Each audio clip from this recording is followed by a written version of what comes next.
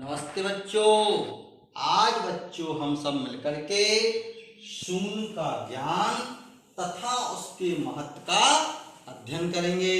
चलो बच्चों हम देखते हैं इस टेबल पर क्या रखा हुआ है। टॉफियां। क्या रखा हुआ है बच्चों? टॉफियां। इन टॉफियों को हम गिनते हैं 1 2 3 4 5 6 7 8 9। बच्चों कितनी टॉफी रखी हुई है टेबल पर? 9। इन 9 टॉफियों में से बच्चों एक टॉफी हम निकाल लेते हैं। तो कितनी टॉफी बची? 1 2 3 4 5 6 7 8। इन 8 टॉफियों में से एक टॉफी हम फिर निकाल लेते हैं बच्चों की। तो कितनी टॉफी बची? 1 2 3 4 5 6 7। इन 7 टॉफियों में से अब हम 2 टॉफी निकाल लेते हैं 1 2। तो कितनी टॉफी बचती हैं बच्चों? 1 2 3 4 5। इन 5 टॉफियों में से हम 2 टॉफी फिर निकाल लेते हैं 1 2। अब कितनी टॉफी बची बच्चों? 1 2 3। इन 3 टॉफियों में से बच्चों हम 2 टॉफी फिर निकाल लेते हैं 1 2। अब कितनी टॉफी बची बच्चों? एक टॉफी बची। इस एक टॉफी को ही हम निकाल लेते हैं। तो टेबल पर बच्चों कितनी टॉफी बची? एक भी नहीं या कुछ भी नहीं। इस एक भी नहीं या कुछ नहीं को ही हम शून्य कहते हैं। जिस प्रकार से बच्चों हम 1 को 1 कहते हैं, 2 को 2 कहते हैं, 3 को 3 कहते हैं, 4 को 4 कहते हैं, 5 को 5 कहते हैं, 6 को 6 कहते हैं, 7 को 7 कहते हैं, 8 को 8 कहते हैं और 9 को 9 कहते हैं।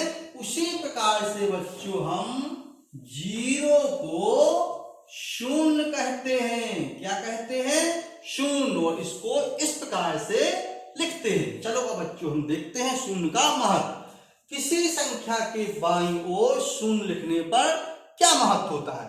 बच्चों ये संख्या क्या लिखी? 1, यह 2, यह 3।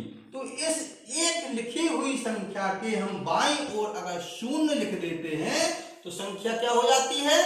एक ही रहती है। अर्थात उसका मान कुछ भी नहीं होगा, अर्थात उसका महत्व कुछ नहीं होगा। इस 2 के बाईं ओर शून्य लिखने पर संख्या 2 ही रहती है। 3 के बाईं ओर शून्य लिखने पर संख्या 3 ही रहती है। अब हम देखते हैं किसी संख्या के दाईं ओर शून्य लिखने पर क्या परिवर्तन होता है। देखो बच्चों संख्या लिखी 1, यह लिखी 2 और यह लिखी 3। इस एक लिखी हुई संख्या के दाईं ओर अगर हम शून्य लिख देते हैं तो संख्या कितनी हो जाती है? 10। शाबाश बच्चों, कितनी हो गई?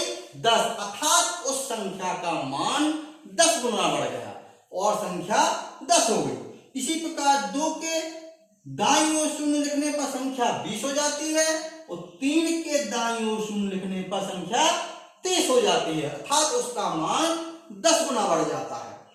यह शून्य किसने दिया बच्चों? हमारे भारत के ही महान गणितज्ञ एवं दार्शनिक श्री आर्यभट्ट जी ने शून्य की खोज की थी।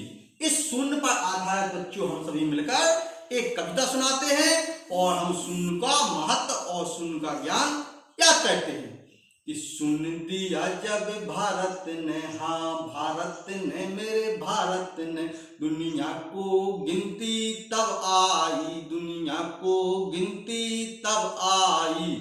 शून्य का महत्व समझ करके, शून्य का महत्व समझ करके गणित की महिमा सिखलाई, हाँ गणित की महिमा सिखलाई।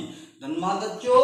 आज बच्चों हम सभी ने शून्य तथा उसके महत्व का अध्ययन किया। अब अगले दिन हम शून्य के बारे में और कुछ बताएंगे। धन्यवाद।